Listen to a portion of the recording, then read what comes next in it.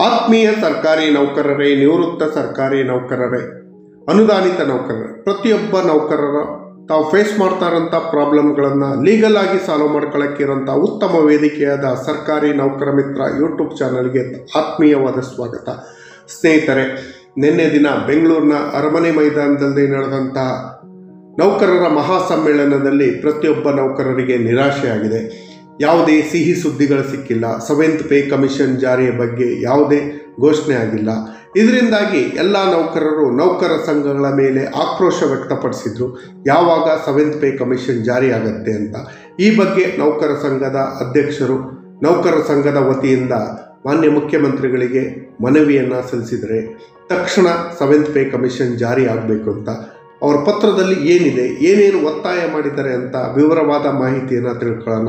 ಈ ಮಾಹಿತಿ ತಿಳ್ಕೊಳ್ಳೋದಕ್ಕಿಂತ ಮುಂಚಿತವಾಗಿ ಯಾರ್ಯಾರು ಈ ಚಾನಲ್ಗೆ ಸಬ್ಸ್ಕ್ರೈಬ್ ಆಗಿಲ್ಲ ದಯವಿಟ್ಟು ಸಬ್ಸ್ಕ್ರೈಬ್ ಮಾಡ್ಕೊಳ್ಳಿ, ನಿಮ್ಮ ಸ್ನೇಹಿತರಿಗೂ ಶೇರ್ ಮಾಡಿ. ಸ್ನೇಹಿತರೆ, ನಿನ್ನೆ ನಡೆದಂಥ ಮಹಾಸಮ್ಮೇಳನದಲ್ಲಿ ನೌಕರರಿಗೆ ಸಿಕ್ಕಿದ್ದು ಮಾತ್ರ 000. ಅದೇನೋ ಮಾತು ಹೇಳ್ತಾರಲ್ಲ, ಗುಡ್ಡ ಕಡ್ದು ಇಲಿ ಹಿಡಿದ್ರು ಅಂತ. ಇಲಿನೂ ಸಿಗಲಿಲ್ಲ. ನಾವು ಸುಮ್ಮನೆ ಖರ್ಚು ಮಾಡಿ ಸಮ್ಮೇಳನ ಮಾಡ್ದಂಗಾಯಿತು. ನೌಕರರು ನಿರೀಕ್ಷೆ ಮಾಡ್ತಿದ್ದಂಥ 7th ಪೇ ಕಮಿಷನ್ನು ಜಾರಿ ಆಗಲಿಲ್ಲ, NPS ಜಾರಿ ಆಗಲಿಲ್ಲ, ಕ್ಯಾಶ್ಲೆಸ್ ಟ್ರೀಟ್ಮೆಂಟು ಜಾರಿ ಆಗಲಿಲ್ಲ, ಯಾವುದೇ ಘೋಷಣೆಗಳು ಆಗಲಿಲ್ಲ. ಈ ಬಗ್ಗೆ ನೌಕರರು ಆಕ್ರೋಶ ವ್ಯಕ್ತಪಡಿಸಿದರು, ನೌಕರ ಸಂಘಗಳ ಮೇಲೆ ಆಕ್ರೋಶ ವ್ಯಕ್ತಪಡಿಸಿದರು.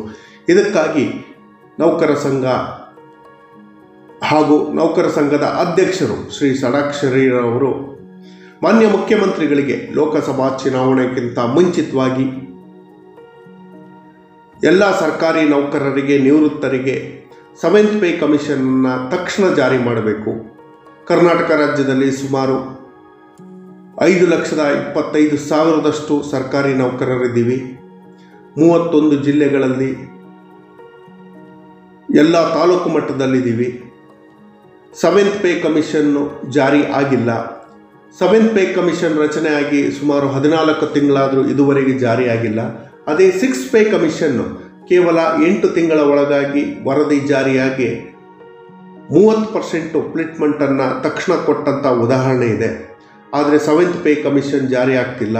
ಇದು ಎಲ್ಲ ನೌಕರರ ಆಕ್ರೋಶಕ್ಕೆ ಕಾರಣ ಆಗ್ತಾ ಇದೆ. ಆದ್ದರಿಂದ ಮಾನ್ಯ ಮುಖ್ಯಮಂತ್ರಿಗಳು ತಕ್ಷಣ 7th ಪೇ ಕಮಿಷನ್ ವರದಿಯನ್ನು ಜಾರಿ ಮಾಡಬೇಕು, ವರದಿಯನ್ನು ಪಡ್ಕೊಬೇಕು. ಇದರಿಂದ ಸುಮಾರು 5 ಲಕ್ಷಕ್ಕೂ ಹೆಚ್ಚು ಇರುವಂಥ ಸರ್ಕಾರಿ ನೌಕರರು, 3 ಲಕ್ಷಕ್ಕೂ ಹೆಚ್ಚಿರುವಂಥ ನಿವೃತ್ತ ಸರ್ಕಾರಿ ನೌಕರರಿಗೆ ಒಳ್ಳೆಯದಾಗತ್ತೆ. ಸರ್ಕಾರಿ ನೌಕರರನ್ನು ಅವಲಂಬಿತ ಸುಮಾರು 50 ಲಕ್ಷ ಸದಸ್ಯರಿಗೆ ಇದರಿಂದ ಒಳ್ಳೆಯದಾಗತ್ತೆ. ತಕ್ಷಣದಿಂದ ಜಾರಿ ಬರುವಂತೆ 40% ಪ್ಲಿಟ್ಮೆಂಟನ್ನು ಕೊಡಬೇಕು. ಈ ಪ್ಲಿಟ್ಮೆಂಟು 1/7/22 ಪೂರ್ವಾನ್ವಯ ಆಗುವಂತೆ ಜಾರಿ ಮಾಡಬೇಕು ಅಂತ ಹೇಳಿ ಕೇಳ್ಕೊಂಡಿದ್ದಾರೆ. ಅದೇ ರೀತಿ ನೌಕರರ ಬಹುದಿನದ ಬೇಡಿಕೆಯಾದ NPS ಅನ್ನು ರದ್ದುಪಡಿಸಿ OPS ಅನ್ನು ಜಾರಿ ಮಾಡುವ ವಿಚಾರದಲ್ಲಿ ಅಪರ ಕಾರ್ಯದರ್ಶಿಯವರ ಅಧ್ಯಕ್ಷತೆಯಲ್ಲಿ ರಚನೆಯಾದಂಥ ಸಮಿತಿ ಇದುವರೆಗೆ ವರದಿ ಕೊಟ್ಟಿಲ್ಲ. ಆ ವರದಿಯನ್ನು ತಕ್ಷಣ ಪಡ್ಕೊಂಡು ಜಾರಿ ಮಾಡಬೇಕು. ಈಗಾಗಲೇ ಪಂಜಾಬು, ಹಿಮಾಚಲ್ ಪ್ರದೇಶ, ರಾಜಸ್ಥಾನ ಇತರೆ ರಾಜ್ಯಗಳಲ್ಲಿ NPS ರದ್ದುಪಡಿಸಿ OPS ಅನ್ನು ಜಾರಿ ಮಾಡಿದ್ದಾರೆ. ಅದನ್ನು ತಕ್ಷಣದಿಂದ NPS ಅನ್ನು ರದ್ದುಪಡಿಸಿ OPS ಜಾರಿ ಮಾಡಬೇಕು ಅಂತ ಪತ್ರದಲ್ಲಿ ಮಾನ್ಯ ಅಧ್ಯಕ್ಷರು ತಿಳಿಸಿದ್ದಾರೆ.